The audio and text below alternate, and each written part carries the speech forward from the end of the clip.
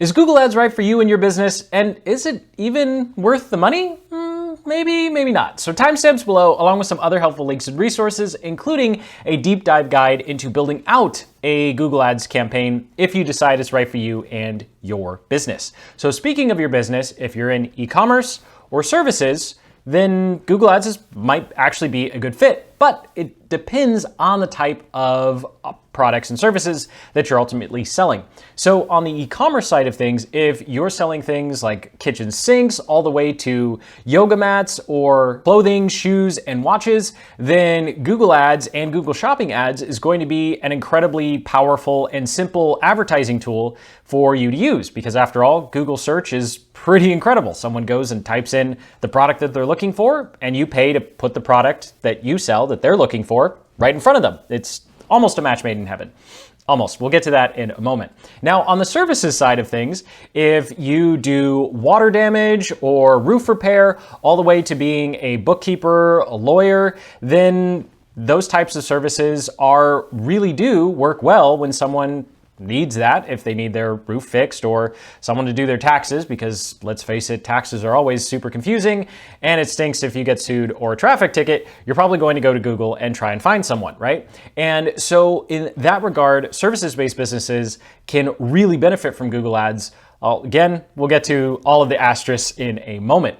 Now, let's talk about who Google Ads is not for. If your customer doesn't already know exactly what they're looking for, then Google Ads is not for you. So this is pretty much all digital courses, digital products, and then this is also going to be a lot of coaching and consulting as well. Or if you develop something that's totally new and cool, right? You built something brand new from the ground up. We deal with this with software solutions a lot too. If no one's actively looking for that solution, then Google Ads is a terrible place to go. Now, if you decide that it is a good fit for your business and you've read some horror stories of people getting their accounts banned or they feel like they've been scammed, well, there is quite a bit of black hat activity and scams going on with Google, although in this particular section, we're not going to blame Google 100% for it. I mean, they do try, kind of, but probably not as much as they should. And this comes out of the statistic that according to clickbase.com, 14% of all clicks on Google search ads are fraud. That's either a robot or, you guessed it, one of your competitors picking up their laptop or just while they're drinking their morning coffee, refreshing the Google search page and just clicking on your ad over and over and over and over again until you run out of money. Yes, that actually does happen. How often does that happen? Well, in 2021, that cost businesses $42 billion. So it is a huge problem. Does this mean Google Ads itself is a scam? Well, no, because 14 to maybe even 60% of the clicks are fraudulent, but that last 40% to 75% are actually real. So this chart you're looking at here shows the average number of clicks that are fraud based upon your niche or industry. And as you can tell, some, if you're like in plumbing, for example, or water damage, there is a lot of fraud going on. And that's because Google is an auction-based system. So you say, hey, Google, I'll pay $2 per customer, per click, right? And then someone else says, well, I'll pay $2.30. And then Google does their little black box thing and they decide which one wins. It isn't always the person who pays more, but 8 out of 10 times it is. Well, one of the ways that competitors can beat us is just by clicking on our ad to, of course, make sure all of our budget goes away, and then their ads magically rise to the top. It is a huge problem. So if you've ever run Google Ads before and you're like, I feel like I'm getting scammed here, no one is taking any action on my website, well, then you might actually be scammed, but not by Google, just by other people who want their company or their client ads to show up in front of yours. Now, something we can blame Google 100% for is their black box implementations. And so I've made entire videos on this, but essentially Google does not like marketers. They don't want people going in and tweaking their campaigns to be the most effective conversion machines ever. What they want is us to open our wallets and give out our credit card and say, hey, Google, please, please, please send us some customers, and here's a blank check. And then Google wants to do its black box algorithm thing and then spit out some customers for us. Now, that might sound like a little bit of hyperbole, but I do have a concrete example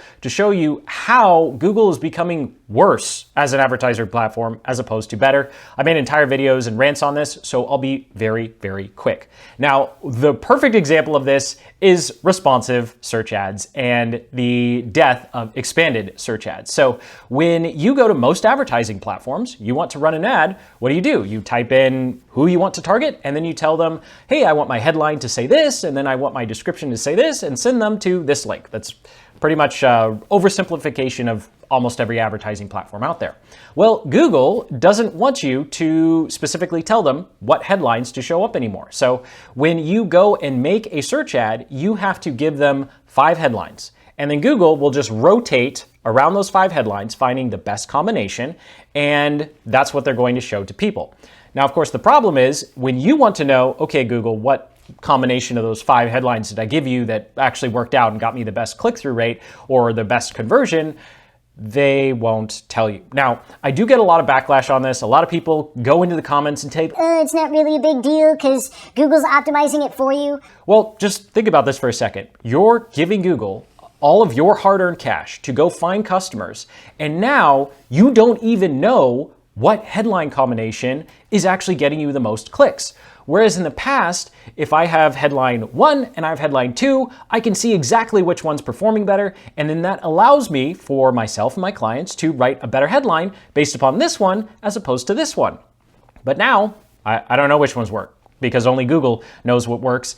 And this might seem like, why did you spend an entire section on this? But it's just an example of how Google, as an ad platform, is continually taking away control from us and just telling us that we should trust them in what they're doing. And if you've been running Google Ads for any length of time, you know the search terms report, which is another example of them taking information away, is almost just a complete joke. Now, spam and scammy clicks and lack of control aside, when it comes to us as advertisers, we also need to show up with a certain amount of resources in order for Google to actually make sense. And so this is also probably going to get a couple of hate comments, but just hear me out. You need at least $1,500 for the first 3 months. That's $4,500 over a 3 to 5 month period to actually test and start finding campaigns that are working.